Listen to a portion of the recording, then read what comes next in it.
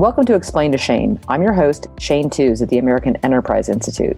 On this podcast, I interview tech industry experts to explain how the apps, services, and structures of today's information technology system work and how they shape our social and economic life. My guests today have both had important roles in the creation and the continuation of the Internet Governance Forum known as the IGF. The IGF was founded out of a United Nations resolution in 2001 that recognized the Internet's need for guidance and multiple parties to ensure that it stays free and unfettered as a medium of communications and commerce. These events have been going on for 20 years, and they now have regional partners who hold IGF in their regions, as we do at IGF USA, to discuss current issues that are going strong. My first guest is Ambassador David Gross. He is widely recognized as one of the world's foremost experts on international telecommunications and internet policy, having addressed the United Nations General Assembly and led more U.S. delegations to major international telecommunications conferences than anyone else in modern history. David draws on more than 30 years of experience as a lawyer, global policymaker, and corporate executive to assist U.S. companies seeking to enter and expand their international business. David is the co-chair of the Telecom, Media, and Technology practice at Wiley. My other guest today is Dustin Loup, who is the executive director of the Greater Washington, D.C. chapter of the Internet Society, also known as ISOC DC. He also serves as the co-chair of the Internet Governance Forum USA, which we'll be discussing today, and he's the chair of the U.S. TLD Stakeholder Council for .US. He's also vice president and treasurer of Diplo US, which is a collaborative body between the Europeans and the United States on internet policy issues. He previously served as the executive director of the ICANN Wiki and continues to contribute to the organization as a board member. Ambassador Gross, what was the catalyst to create the Internet Governance Forum? Well, first and foremost, please call me David. Everyone else does, so I appreciate it. I only use the ambassador title if I'm trying to get a dinner reservation at a fancy restaurant, then it sometimes helps. But nevertheless, David works fine for everything else. I will take that on myself. Very good.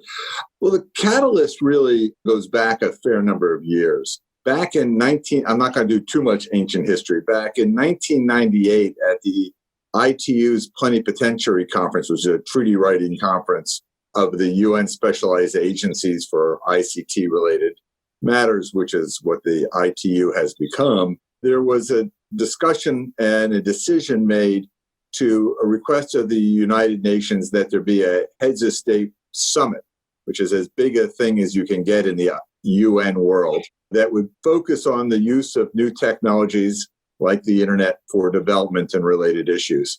The UN decided to go ahead with that and decided in the way that the UN often makes decisions to not make a decision as to where the place for the summit would be, because there were two competing countries.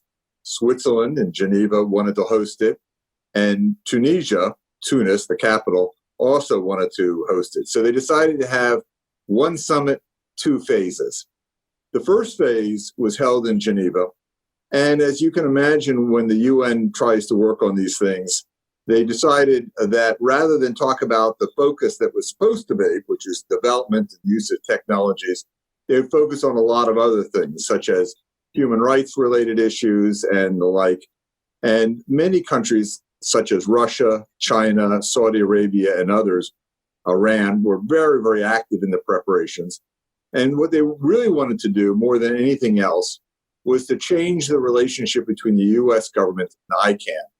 And as everyone probably listening to this podcast knows, ICANN is the organization based in California that was created in essence by the U.S. government back in the 1990s to handle internet naming and addressing related issues. And it is one of the multi-stakeholder organizations that has not been part of a government, although the U.S. had a very significant role both in its creation and then for many years in ensuring that it was doing the right thing the right way. Virtually all countries wanted to take away the U.S. unique position with regard to ICANN, and there was a lot of fighting done in the preparatory work up to the summit in 2003 in Geneva.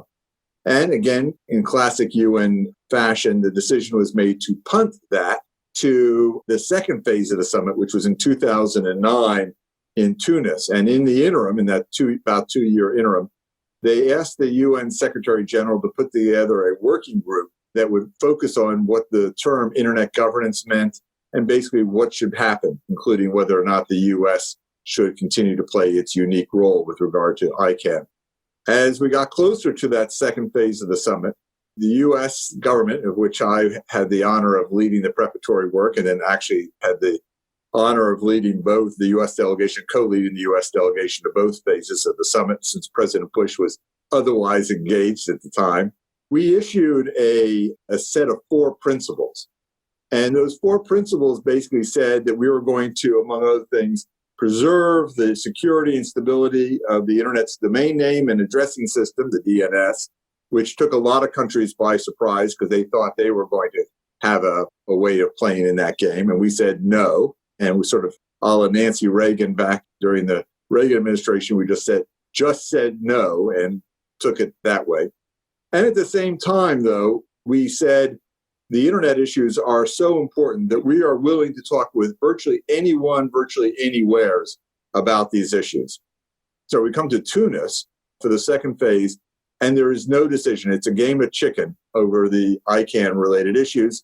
And finally, there was very much behind the scenes in negotiations between us and the European Union, which at the time the UK was in the chair for their policy organization, their policy coordination. We decided that since we were going to say no to everything that was substantive, that we would create a space called the Internet Governance Forum, that we could have discussions along the lines that the U.S. had set forth back about a year or so earlier.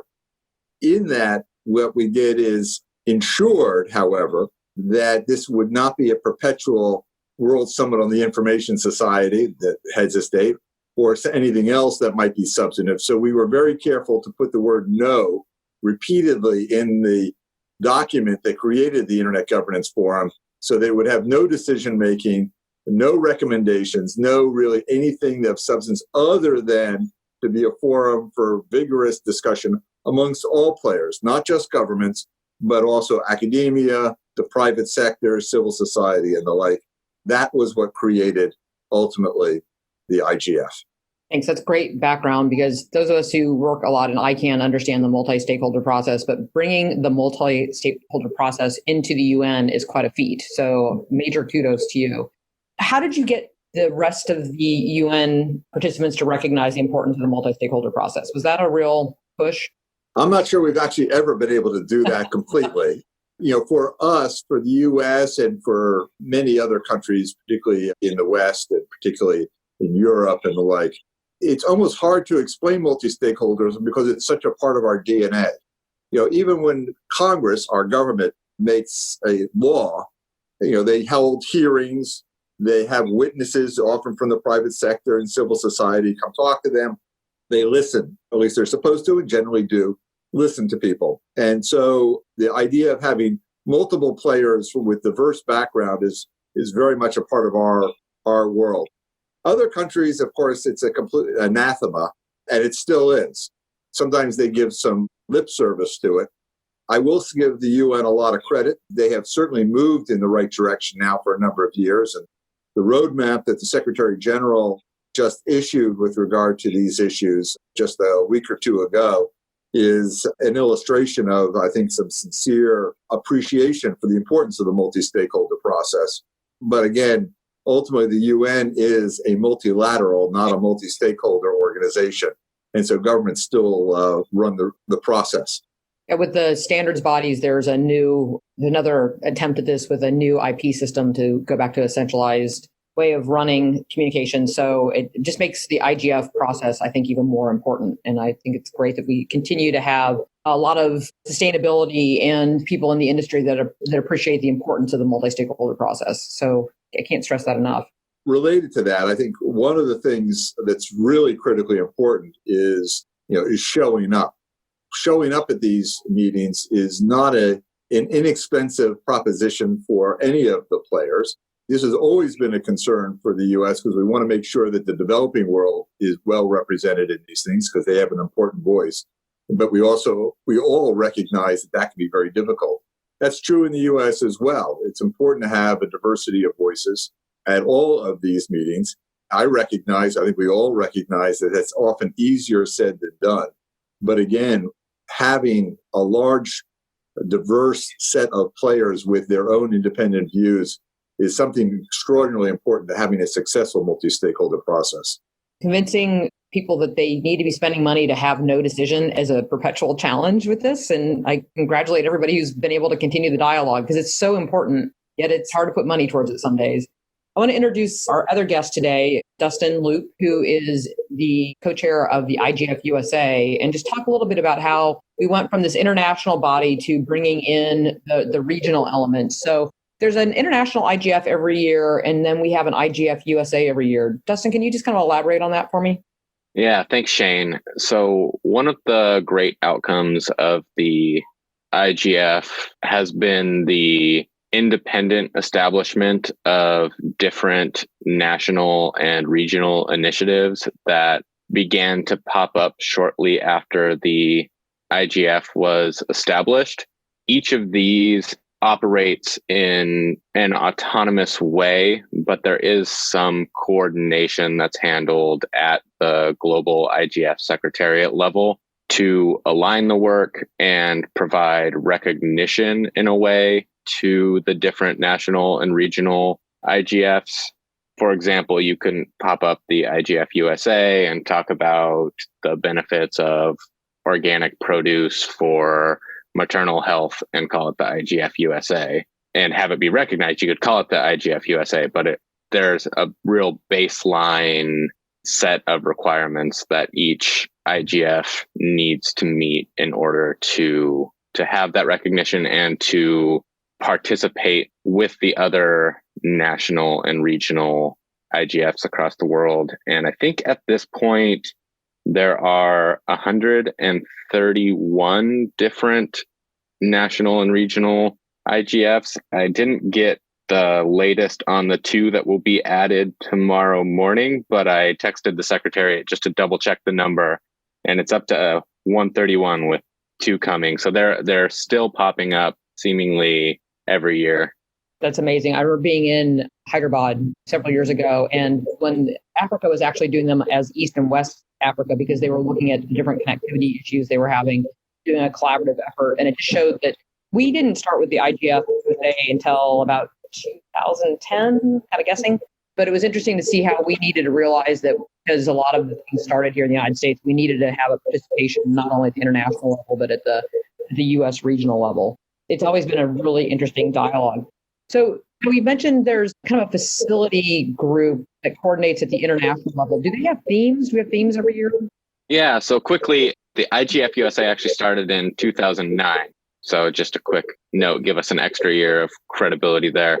But yeah, so there are themes each year as we work with other national and regional IGFs.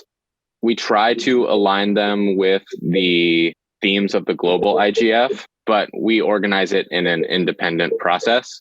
The way that this works is at the beginning of each cycle, we'll come together with different national and regional IGFs and talk about the issues that are most important from our local perspective and identify something like 5 to 7 topics that we will build a collaborative session for at the global IGF, where NRIs, that's just the acronym for national and regional initiatives, will collectively discuss the issues that we've identified from our local perspectives and see how we can improve coordination globally, see where there's alignment, where there's not alignment, and just learn from each other.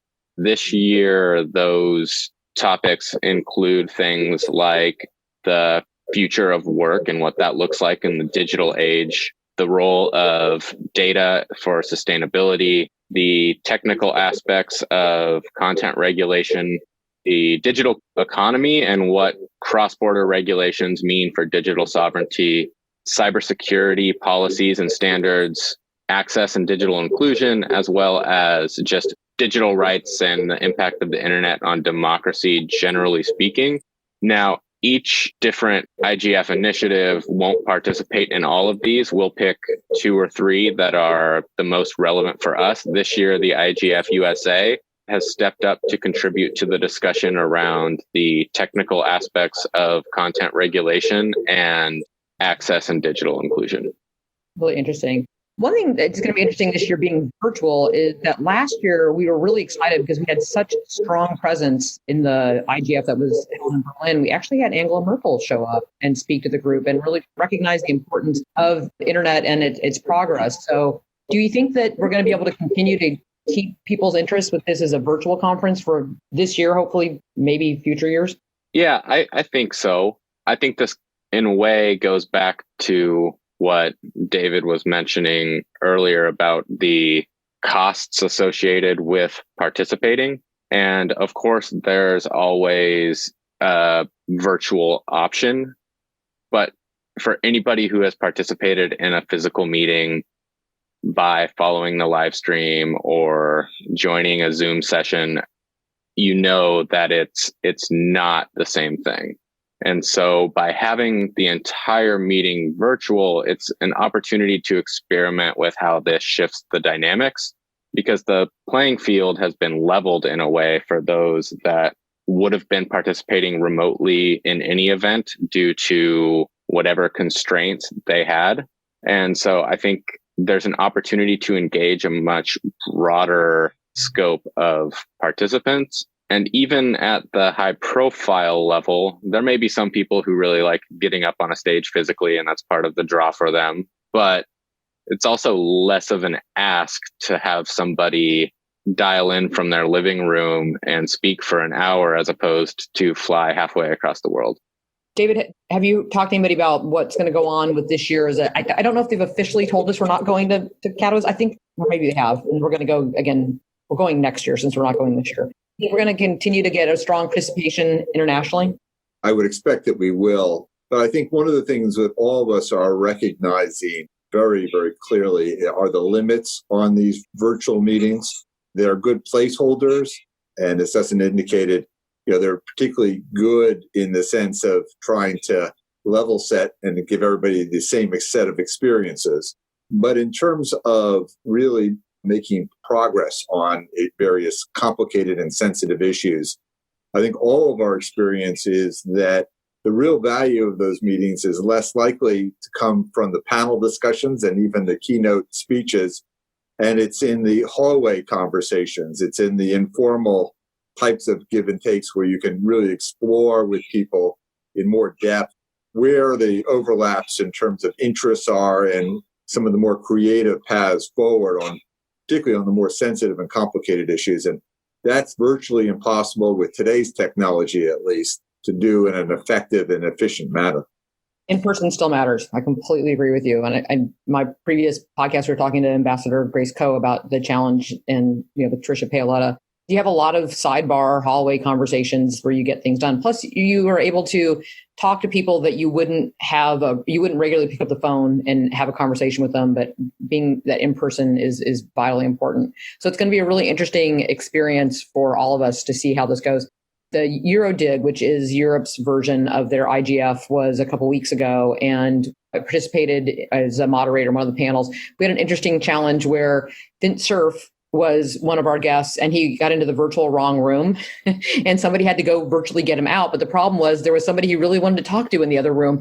So there was it was one of those things we weren't expecting to have that dynamic, and we had to send a staffer to politely go pull him out, even though he was sitting in Virginia, to get into the correct room. So still interesting things go on even when you think you've got it all planned out. Well, if someone's listening to this and somehow has not been engaged in this fascinating world and would like to participate, how do you get engaged in this? Well, I think a little bit depends on which this you were talking about. In the Internet Governance Forum, there's really, on the global side, and it's true nationally as well, and Dustin can speak to that, but on the global, there are really no limits. It is open to everyone. There is no accreditation process. You have to show up either in person or virtually, depending upon the situation. In fact, in the very, very first one of the IGFs globally, which was held in Athens, Greece, about a year after the World Summit on the Information Society took place, there was a bit of a kerfluffle about that. The Chinese actually were very upset about some NGOs that were coming in from Taiwan And as you know, the issue of Taiwan and the United Nations is a very sensitive one. The Chinese actually decided not to press the issue. It was one of the issues about it being a UN meeting itself. And so those NGOs were allowed to participate, which also meant they didn't have a platform to complain, which is what the Chinese were really more worried about at the time. But ever since then, which was only a couple of hundred people showed up at that one, it's really grown. And I think it's very easy for anyone with a general interest here to find a set of topics that they are interested in. And I would also underscore, since diversity is an incredibly important part of all of our discussions these days, that the organizers of the various workshops and sessions at the global IGF are always looking for new voices. And so raising your hand, either in person or virtually, to the organizers and volunteering to participate is open for even the newest people, as long as I think you're bringing good faith and a new perspective to the discussions. Dustin, what's the best way to become engaged in IGF USA's program planning? So we have an open steering committee that anybody can join. It operates year round and works to keep everything with the IGF USA moving forward. This committee leads the planning for the annual event, as well as participating in the international IGF. If you want to get involved, we have a listserv that you can join by going to our website, which is igfusa.us. Or your listeners are always welcome to reach out to me directly, and I can get them plugged into the process. And just make sure that you stay tuned for the open call for topics that we send out every year. And that's a good place to start. And if you just want to enjoy the end product and attend the event, you can register at igfusa.us. As someone who's been involved for many years, it's fun to do the entire year cycle. I always love when we actually do the poll, see what people care about. But I know you're about ready to have your event. So what's on deck for the virtual event on July 22nd and 23rd? So this year, we restructured it into a 2-day conference in order to enable more participation. In this new structure, we won't have any concurrent panels, and instead each session will have a dedicated time slot, which will allow for more audience participation in each topic and discussion. You can take a look at our full agenda on our website, which again is igfusa.us. But just really quickly to run through what we have in store. On day one, we will kick off by covering how the internet and technology have been used during the COVID crisis, followed by a great discussion on 5G and IoT that will begin with a fireside chat with FCC Chairman Ajit Pai and DHS Director Chris Krebs, moderated by yours truly, Shane Tews. And we'll follow up with a session on encryption and lawful access, followed by the closing session for day one, which will focus on the challenges around content moderation and platform liability. To kick off day two, we'll start the discussion with a panel on privacy in the age of COVID-19 and how that relates to healthcare. Then we will look at what artificial intelligence, machine learning, and big data mean for the internet. Then we'll take a look at the security side of things and the cyber attacks that a lot of the users don't see or maybe don't understand.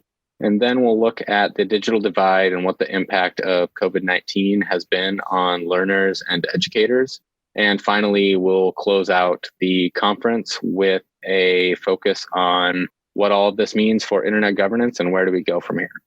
Wow. It sounds like you've really got a great agenda. And again, that will be on the website at igfusa.us, along with the panel participants and how people can get engaged. So Dustin, I think you've got a really vibrant discussion planned and you'll have a good couple of days. Yeah, thanks. And look forward to seeing everybody there. Fantastic. All right. Well, thank you guys very much for being guests on today's show. I hope that a lot of people will take the time to realize that this is a vital part of how the internet runs internationally and think about being part of the dialogue. Well, thank you very much for having us. We really appreciate it and hope to see, using that term loosely, everyone in July. Great. Thanks, David. Thanks, Dustin. Thanks, Shane. Thanks, David.